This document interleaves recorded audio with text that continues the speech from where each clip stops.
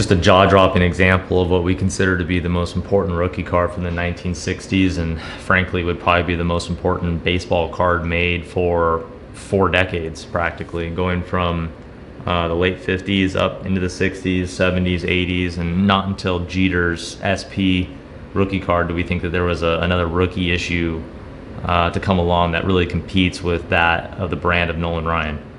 Nolan Ryan had the sort of illustrious career of having played in 4 different decades, starting in '68, finishing in 1992, setting records that'll never be touched. This is just one of the most prolific and important brands that exists from all of vintage baseball, and he's one of these guys that really kind of helped usher in the vintage realm all the way up into the modern day game.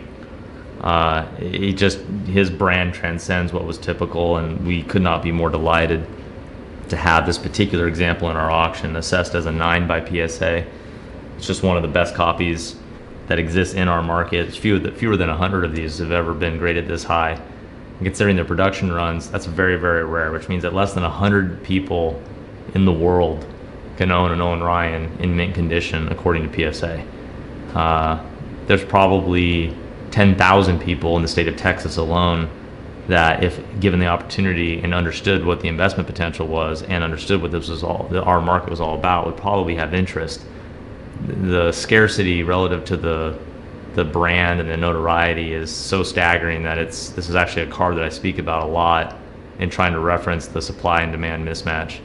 Nolan Ryan is just such a great figure, and his rookie card, though not rare in the classic sense, is far rarer than the supply or the demand would ever really be able to find balance upon. There's just not enough of supply to ever meet the demand. So really delighted to be featuring this world-class example in the auction.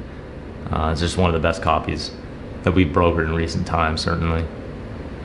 A little bit of excess print, typical for the issue, very subtle in the purple circle there. The corners and edges are without flaw. It's easy to see how the card graded so high. It's virtually uncirculated. The back centering is particularly nice. That's very uncommon for the issue. Oftentimes we'll see the back centered in the 80-20 range. This one's about as well framed as you're ever going to see for the issue. And again, there's almost no signs of wear anywhere. Statistically speaking, this is the preeminent post-war blue chip in terms of market cap. Based on value and pervasiveness, this is the #1 blue chip in the world.